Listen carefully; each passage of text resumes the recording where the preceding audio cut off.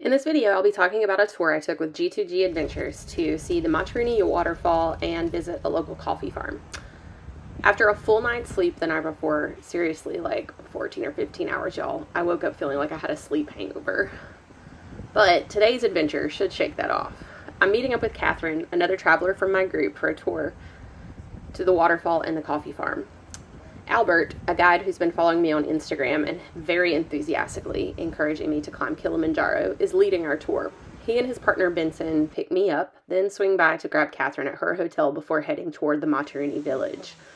This is the last village before Kilimanjaro National Park, which is home to the Chaga people who have farmed these lush slopes for generations. The drive up is wild, narrow, winding, and so bumpy I'm convinced we're just off-roading straight up the mountain. From the trailhead, it's a 2.6-mile hike to the Materuni Waterfall, which is also known locally as the Nambe Waterfall. It's glacier-fed from the slopes of Kilimanjaro, and as we get closer, Albert and Benson keep us entertained with trivia about the region, pointing out local plants, explaining Chaga traditions, and teaching us some Swahili words that we will need to know while we're in Tanzania. Then we arrive at the waterfall, and it's absolutely breathtaking. I'm immediately glad I packed my swimsuit. I find a spot to change behind some rocks, then step into the pool below the falls, only to instantly regret it. The water is freezing. The force of the waterfall creates a wind that pushes me backward before I can swim out very far. I stay in the water as long as I can stand the cold before climbing out to warm up.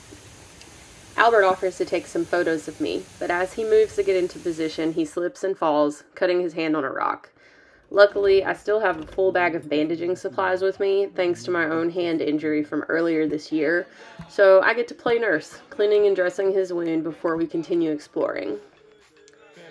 After drying off and checking out souvenirs that some locals had set up along the trail, we head to a nearby coffee farm for lunch. While eating, Albert reminds us of a bet he made earlier.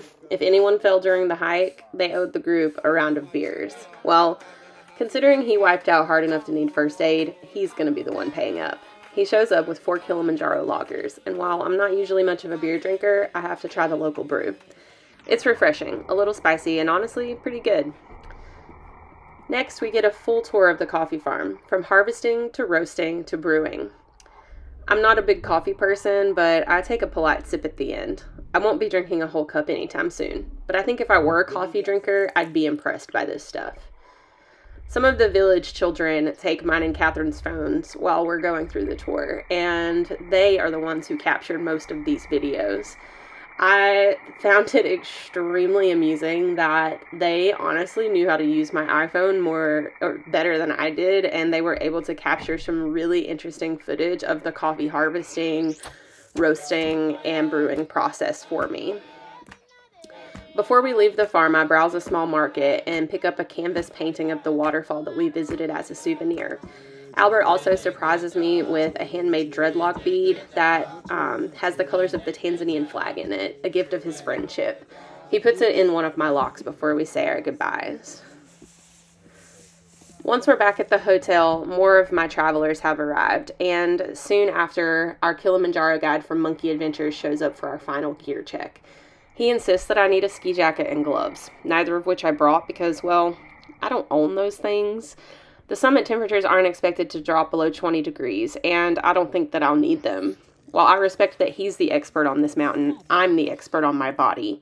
We compromise. I'll take the ski jacket if he finds one that fits me, but I'm not bringing the pants.